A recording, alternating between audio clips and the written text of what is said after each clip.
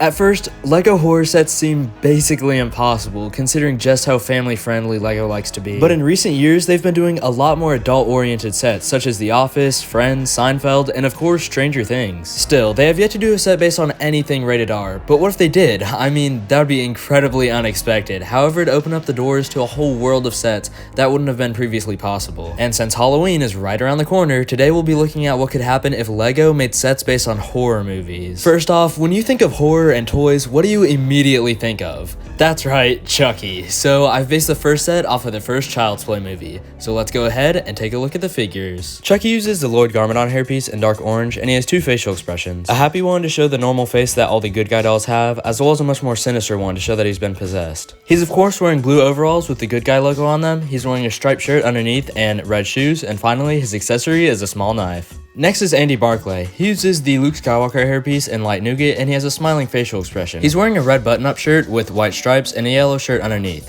He uses short legs in gray, and his alternative facial expression shows him much more frightened. The last character in the set is Karen Barclay. She uses the umbrage hairpiece in tan, and she has a smiling facial expression. She's wearing a pink sweater and dark tan pants, and her alternative facial expression shows the horrified look on her face when she finds out Chucky is alive. So here's the build for the Barclay apartment. As you can see, it's built on a hinge, allowing you to either display the rooms side by side or have the doorways lead through to each other. First off is Andy's room, which is filled with a bunch of little Easter eggs. He has a blue bed with a teddy bear and a red car on it, and on the wall is the baseball bat that Chucky uses to knock Andy out. On the other wall is Andy's name written in Scrabble letters, as well as a good guy's yardstick referencing the second movie. Finally, on the floor are some army men, as well as the box that Chucky comes inside of. Now on to the other room, that being the living room, and starting off with the TV area, we can see the Good Guy show is playing on TV. There's a gray couch, and around the coffee table are one of Andy's presents, as well as the Good Guy's toy box and a hammer that Chucky uses to knock Maggie out the window. On the right side is the fireplace, which as you can see, you can trap Chucky inside of, but it actually has a play feature allowing you to catapult Chucky out of it and have him attack everyone once again. So here's what the set looks like all together with all the figures, and here's the box art that I made for this set.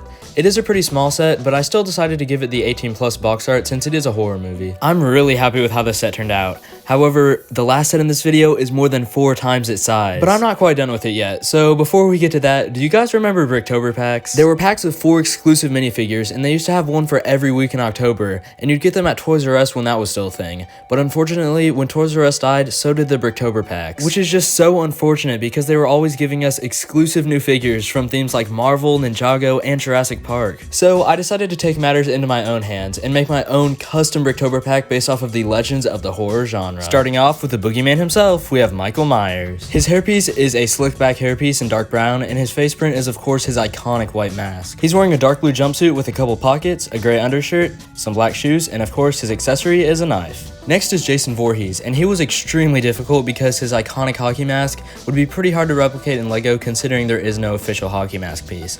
But I used this helmet piece with some printing on it, and I think it works really well. Anyway, he's wearing a torn up dark tan jacket with a gray shirt underneath, he has dual molded legs, and finally his accessory is his signature weapon, the machete. The third figure in this Bricktober pack is Billy the Puppet from the Saw franchise. He uses the dark brown hairpiece in black, and he has red eyes as well as red swirls on his cheeks and a red smile. He's wearing a black suit with a red bow tie, and he has dual molded short legs to represent his red shoes. Finally, we have my favorite character in this Bricktober pack, Freddy Krueger. He's wearing a brown cowboy hat, and he has tons of printing on his face to represent how disfigured it is. He has a big toothy grin, and he's wearing his signature red and green sweater. He's also wearing brown pants, and finally his accessory is his razor claw glove. So here's a look at what the box art could look like if this was a real Bricktober pack. But finally, it's time for the set that you've all been waiting for, the house on Nibolt Street from It. And of course, we're starting off with the figures. First off is Bill Denbrough. He uses the Commissioner Gordon hairpiece from the LEGO Batman movie in dark brown, and he has an annoyed facial expression. He's wearing a white shirt with dark blue sleeves, and he uses light blue mid-legs with shoes printed on them.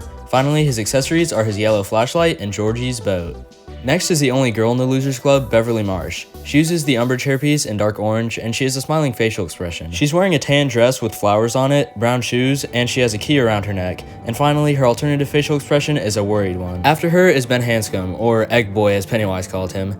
He uses the Rex Dangervest hairpiece from the Lego Movie 2 in brown, and he has a grinning facial expression. His shirt has the solar system on it, as well as some claw marks from when Pennywise scratched him. I mean, look at this minifigure, he's leaking hamburger helper. Finally, he has gray mid-legs with red shoes, his accessory is an egg, and his alternative facial expression is a scared one. Next up is Eddie Kaspbrak, the hypochondriac. He uses the comb-over hairpiece in dark brown, and he has a sheepish grin on his face. He's wearing a salmon-colored polo shirt, and he has tan legs, as well as some shoes and socks printed on them. His accessory is a cast, and finally, his alternative facial expression is a disgusted one. After doing an entire series of Stranger Things videos, I've gotten pretty good at drawing Finn Wolfhard in Lego, so I think Richie is one of the best figures in the Losers Club. He uses the Luke Skywalker hairpiece in black, and he has a laughing facial expression. He's wearing glasses, as well as a sand blue shirt and black legs, and his accessory is a baseball bat. And finally, his alternative facial expression is a scared one. After Trash Mouth is Mike Hanlon. He uses the FN2187 hairpiece in black, and he has a scared facial expression. He's wearing a short sleeve gray shirt, and he has a gun that was used on the sheep as his accessory, and finally he uses mid-legs in dark tan. The final member of the Losers Club is Stanley Uris, and he uses the J hairpiece from the Lego Ninjago movie in brown. He also has a slight grin, and he's wearing a dark red button-up shirt.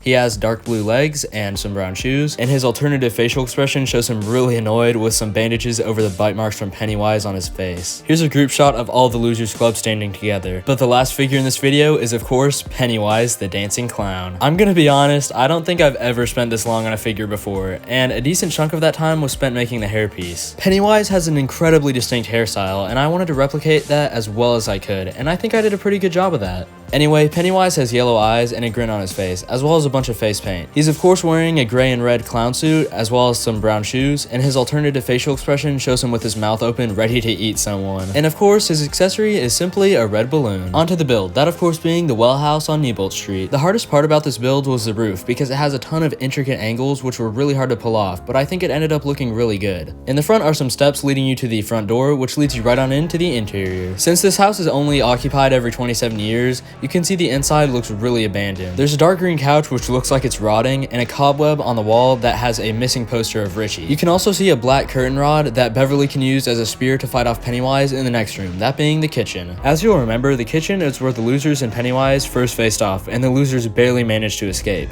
As you can see, there's some cabinets, as well as the table that Richie broke his fall on, and behind Pennywise is the refrigerator that he crawls out of. But if you look inside, you won't find Pennywise, but rather some of his snacks, those being Georgie's arm and Betty Ripsom's other shoe. In the first room on the second floor, we can see Bill deciding which room to go into. Not scary at all, scary, or very scary. Next to that is the hallway with Richie, and there is actually a play feature. If you turn the knob, you can make the trapdoor fall open, and he'll fall down onto the table, which can hinge down and make it look like it broke. The final room is the clown room, where Richie gets scared by Pennywise. As you can see, there's a coffin in the front with some candles and another missing poster.